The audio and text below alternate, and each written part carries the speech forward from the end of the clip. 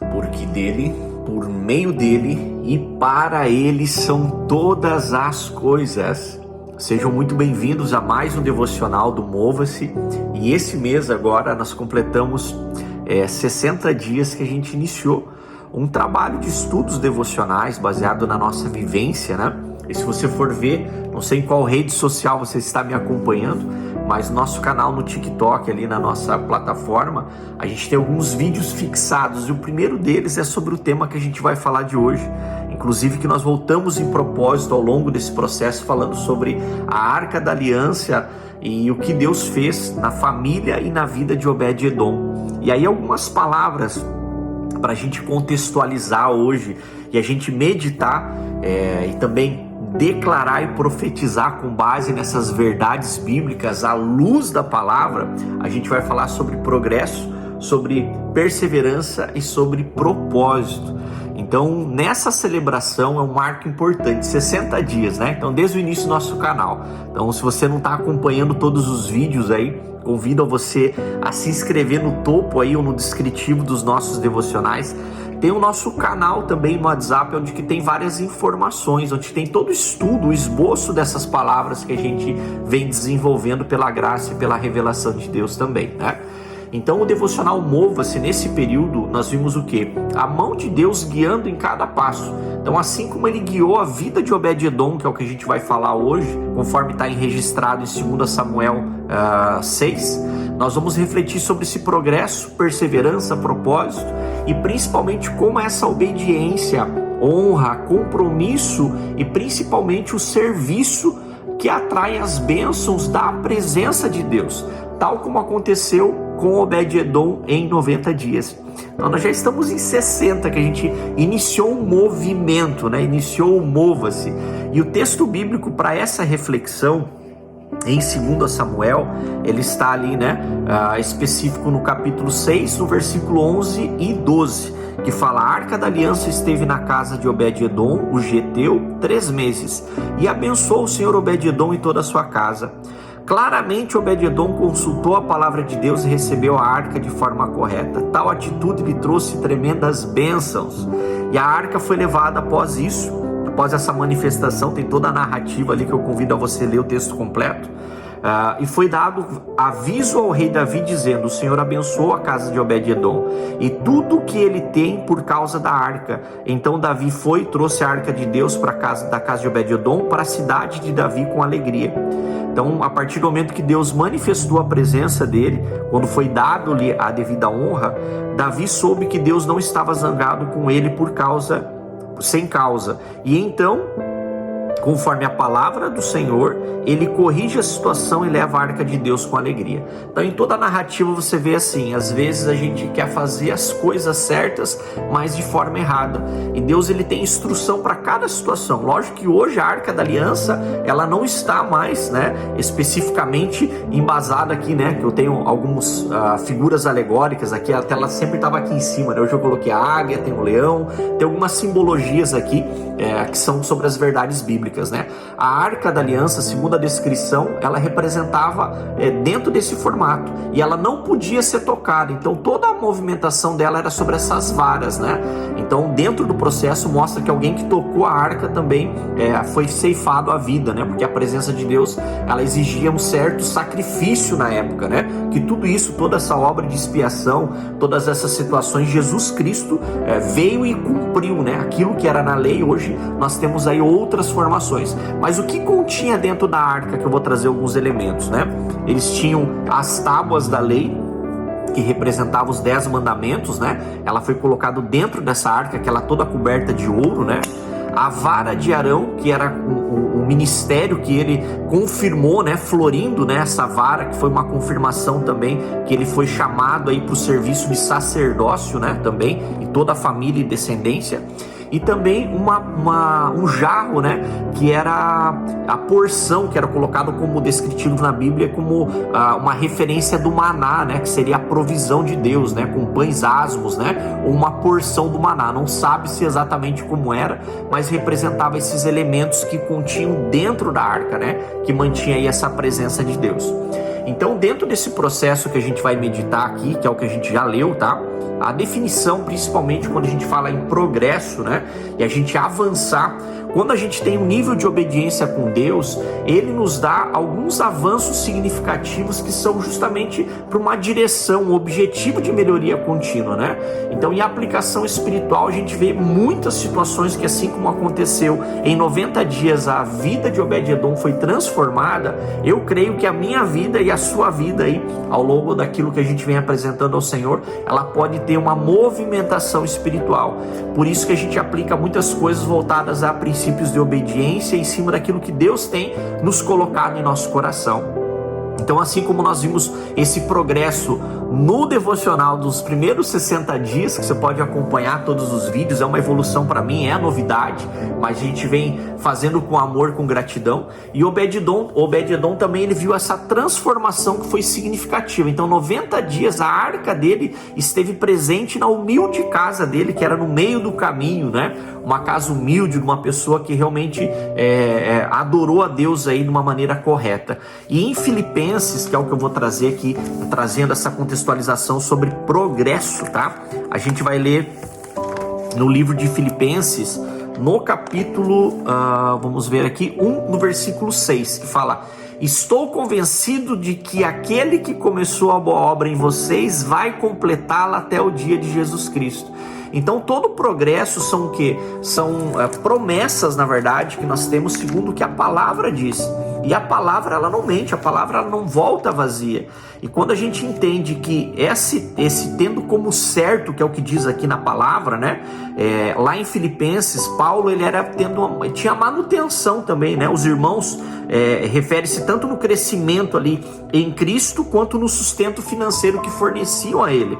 Que aquele que o Espírito Santo que começou a boa obra o aperfeiçoará até o dia de Jesus Cristo, ou seja, até o arrebatamento. Então, na prática, quando a gente fala sobre a palavra progresso, tá? E celebrar essas conquistas, é a gente reconhecer, celebrar as pequenas vitórias da nossa jornada espiritual, sabendo que Deus, ele nos dá o sustento, Deus nos dá a manutenção contínua para quem trabalha para Ele. Então, cabe a nós o que? Fazer com diligência e com continuidade esse trabalho na nossa vida, né? Essa verdadeira aplicação espiritual. E o segundo pilar do que a gente vai conversar hoje é sobre perseverança, né? Então, para que você continue fiel. Então, a perseverança, ela é uma tarefa ou um propósito apesar das dificuldades. Então, quando a gente persevera, que todo levante, todo impedimento, ele serve para nos paralisar. Então, assim como Obed-Edom, ele permaneceu fiel, ele obedeceu às instruções de Deus e o resultado foi a família abençoada. Então, quando a gente reconhece esses princípios, reconhece essa aplicação, nós temos um movimentar de Deus. E a palavra que eu trouxe sobre perseverança, ela está em Gálatas 6:9, que fala: e não nos cansemos de fazer o bem. Paulo continua a falar aqui em semear para o Espírito, porque no seu tempo ceifaremos, ou seja, nós colheremos no tempo que Deus determinou na nossa fé, e na cruz não ficará sem recompensa, mas produzirá exatamente o que o Senhor prometeu. E não ouvemos desfalecido. Muitos começam a carreira, mas não a terminam. Desistem depois de pouco tempo e reclamam que a cruz não funciona. Temos que entender que nós podemos fracassar, mas a cruz, a obra redentora que Jesus Cristo morreu por nós para nos dar a sua presença, essa não falha. E então, enquanto temos tempo, façamos bem a todos. E o Espírito Santo sempre ajuda a fazer isso, contanto que a nossa fé sempre esteja na cruz, de modo que, se fracassarmos, mas principalmente aos domésticos da fé, há muitos que são da fé, mas de fato não entendem a fé, de modo que andam derrotados. Devemos dar a eles a mensagem da cruz, para que possam andar na vitória constante, que é a obra de substituição que Cristo fez para nos liberar da morte, do pecado e da doença. Deus, ele se fez, né, o pecado para que nós fôssemos aí perdoados, se fez de pobreza para que nós fôssemos enriquecidos em Cristo, na prosperidade completa em todas as nossas vidas. Ele se fez doença para que nós fôssemos curados. Essa obra de substituição justamente ele fez para que nós tivéssemos essa perseverança, essa substituição que Cristo deixou como exemplo lá na cruz. E essa obra prática, né, que Cristo fez, ele permite com que a gente mantenha-se firme na nossa oração. Então, um dos pontos principais é a gente fazer a leitura da palavra, né? Se manter diligentes aí no serviço de Deus, mesmo quando a gente enfrentar desafios, obstáculos, levantes, né? A gente falou no devocional de ontem, uma alavanca espiritual para tirar todo o impedimento. E o ponto 3 que a gente vai conversar aqui, os 3 pilares de hoje, né, que é progresso, perseverança e propósito. No que se diz propósito de Deus, é a gente entender o nosso chamado, a nossa vocação, que a Bíblia fala, né, que muitos são chamados, mas poucos são os escolhidos.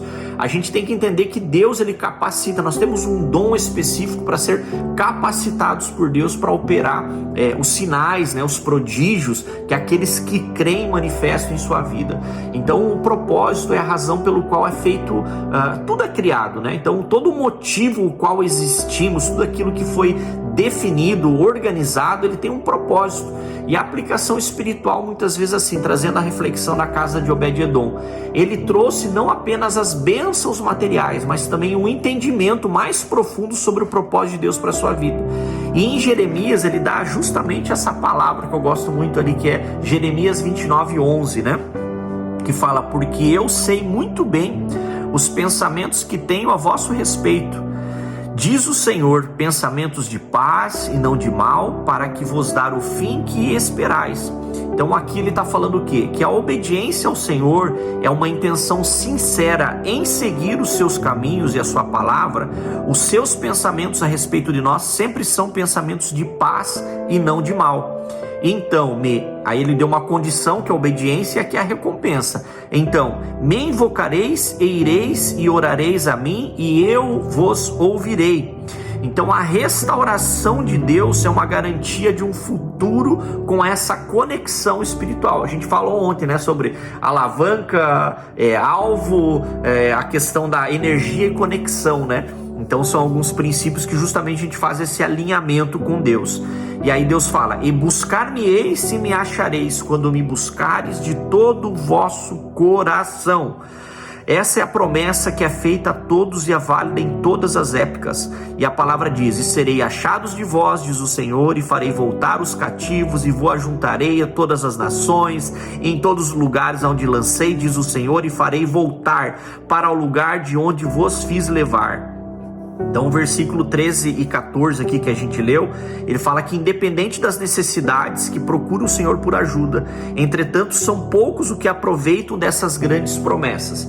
Então, em resumo, em tudo que a gente conversou sobre progresso, perseverança e propósito, nós temos garantias bíblicas de que quando nós valorizamos a presença de Deus, assim como Obed-Edom fez, né? E na prática ele compreendeu e seguiu esse propósito para a sua vida, sabendo que Deus tem planos perfeitos de prosperidade e esperança para nós, para mim e para você, para a sua família, para os teus relacionamentos, para aquilo que é a tua necessidade. Então cabe a nós clamar ao Senhor, que ele diz a condição aqui, de todo o vosso coração. Então o nosso coração é o nosso sentimento, é aquilo que está dentro de nós, do seu jeito. Então quando a gente apresenta corações de súplicas, lança ansiedade ao Senhor, ele vai trabalhando, ele vai nos tratando, ele vai tirando coisas do nosso impedimento, coisas que estão impedindo essa conexão, para que a gente consiga estar na dependência de Deus. Esse eu acho que é o ponto fundamental, né? E a reflexão sobre essa obediência e honra, né? Que eu acho que os pontos principais que traz com toda essa narrativa, toda essa história de Obed-Edom, é que Obed-Edom ele honrou obedecendo ao Senhor as instruções, e o resultado que ele foi abençoado. Então tudo aquilo que toda a unção que a gente honra é a unção que a gente carrega, né? Então nós vamos estudar algumas coisas sobre princípios de honra também. E lá em 1 Samuel, que dando sequência aqui nessa conversação, que é 15:22, que fala, né? Que acaso tem o Senhor tanto prazer em holocaustos, sacrifícios, quanto a obedecer a sua palavra? Então a obediência é melhor que o sacrifício, e a submissão é melhor que a gordura de carneiros, né? Como diz a palavra. Então a questão prática é a gente falar que viver uma vida de obediência e honra a Deus, colocando a sua vontade acima de tudo. Então quando a gente faz isso, nós aplicamos o princípio, que é uma lei universal de honrar a Deus, estar debaixo da obediência e as promessas de invocar a Deus orará a Deus, né? E Ele ouvir, e quando a gente buscar, a gente vai encontrar. Então, quando a gente busca a presença de Deus e a presença de Deus se manifesta, nada fica como está antes. Há uma transformação, há uma remissão, onde há uma limpeza em todas as áreas, a tudo que é entulhado, tudo que é sujo, ele é purificado pela essa presença de Deus. Então, as 3 perguntas que eu quero fazer para você hoje, para que a gente possa contextualizar aqui, orar e profetizar. Então, se você já gostou até aqui dessa mensagem, se você já gostou desses 60 dias que a gente já está aqui juntos, né? Eu espero que você possa me dar uma força também, digitando amém, colocando eu honrarei a presença de Deus. Escreve aqui nos comentários se você chegou até a esse minuto aqui do vídeo. Quero ver se chegou até o final.